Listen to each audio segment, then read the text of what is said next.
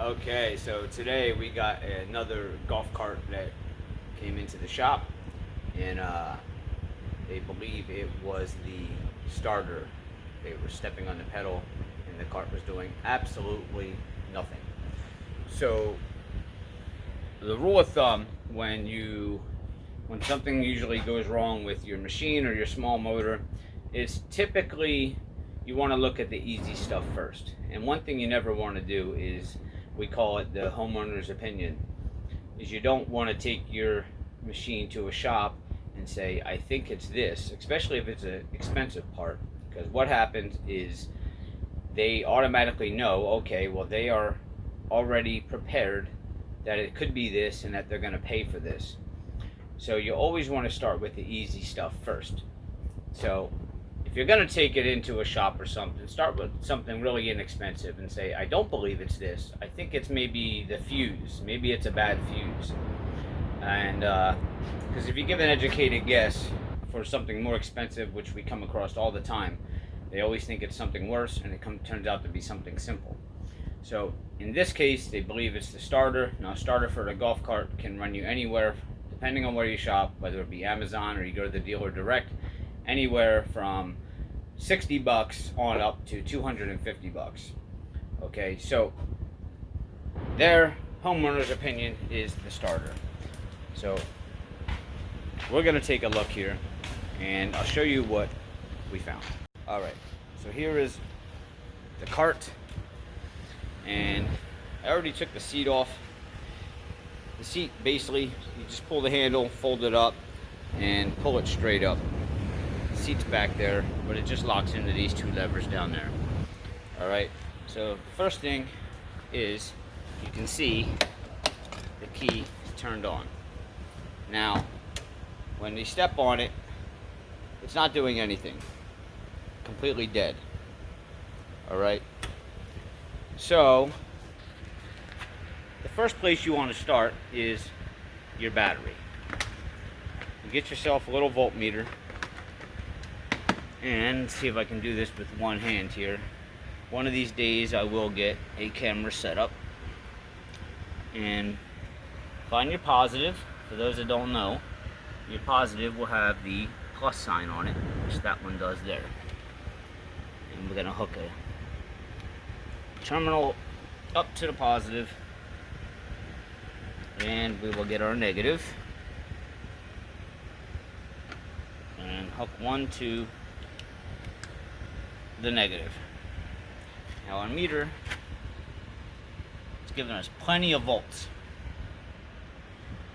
so we know it's not the battery. We've got plenty of voltage there for a little golf cart. The next thing you want to do is you want to go around and you want to check all your wires. Now visually, the wires look okay. So you give them a little tug, make sure nothing is loose. All right, flip up these caps, make sure there's no corrosion or anything. But for some reason, our power isn't going from here to the starter. Now, could the starter be bad? Possibly. But you don't want to jump to that right away, because then you start wasting a lot of money that's not necessary. So some machines may have a seat switch. Check the seat switch, make sure it's connected, and there's no loose wires on it or anything. Wouldn't be the spark plug, but you know, while you have it open, just check all your connections. Make sure you don't see anything that's cut in half or unplugged. And in this case, on first inspection, it doesn't appear to be too bad. So we're going to take it up in the air and see if there's anything underneath.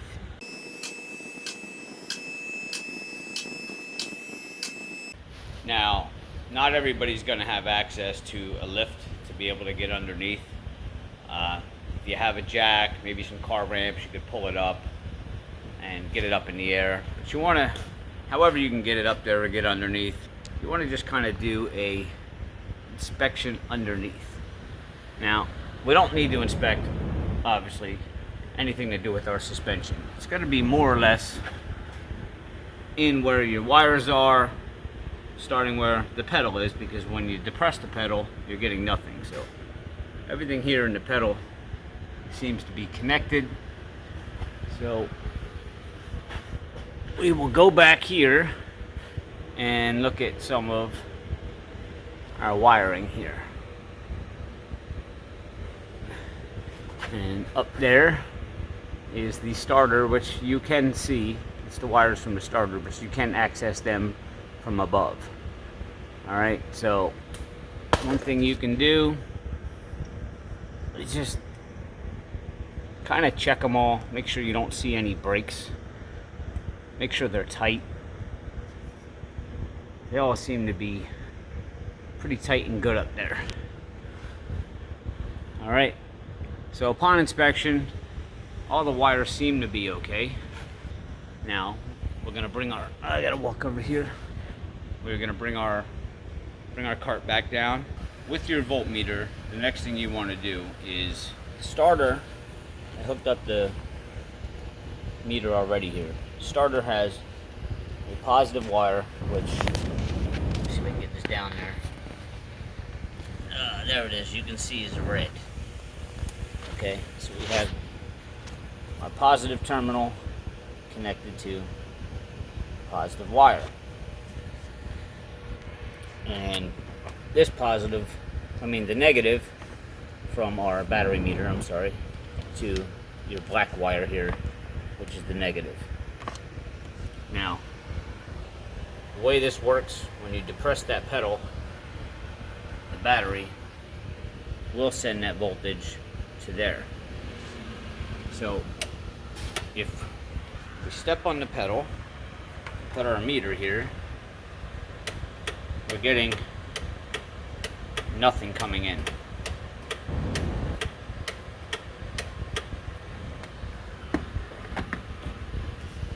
So that's telling me that something is not right in the wiring somewhere.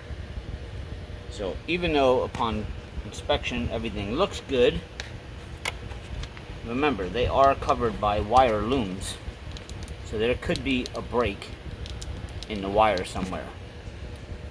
So a couple things you can do here is backtrack all your wiring, pull this loom off, and get yourself a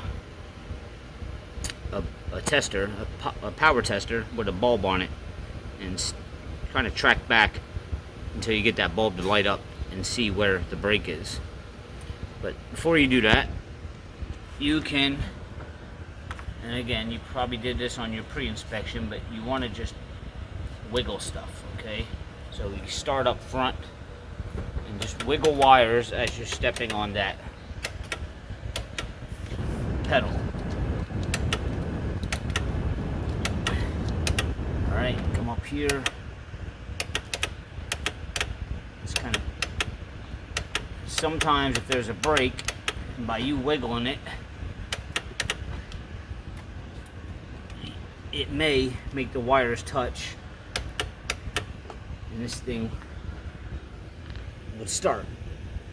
Some wires here, jiggle them. You want to step, and we'll come back here. We can take these off now. And let's see our positive here. Step on the pedal.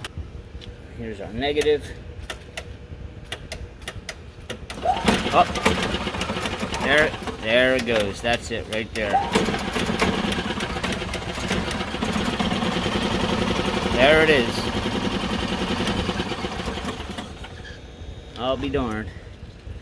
Alright, so upon inspection, it looked good. Let's see if we can pull this wire loom back a little bit. There's tape there, but that definitely feels brittle right there on that negative. So there it is. That is the source of the problem right there. The ground wire broke in half inside of that wire loom. Now upon inspection you wouldn't see that. So it doesn't need a starter. We're just going to strip that wire loom off, and we're going to splice that wire back together, and that'll be it. That'll be fixed. Now, had you taken that to some mechanic that maybe you didn't know or whatever, they'll fix that wire in a matter of minutes. That's all it's going to take me. But they already know that you thought it was the starter. And some people, you know, if you have a trustworthy mechanic, he would say, hey, it was just a wire. But if you didn't know the people, there's some shady people, they would have said, hey, you're right, it was the starter, just to make that extra money. In this case, they don't need the starter, they just need the wire fixed. We'll have this thing done in about 10 minutes and back out to work again. So that's it. Just hopefully this video helped you to, you know, just trace all these things on your cart. Don't always jump to the biggest expense. 75% of the time, 80% of the time, it's something really, really simple. Wiggle some wires, just spend a little time looking at it yourself without getting hurt if you have the right tools. But hope this helps, and hopefully this will save you some money like we saved them some money. And I'm going to go splice that wire together, and we'll see you next time on What to Do.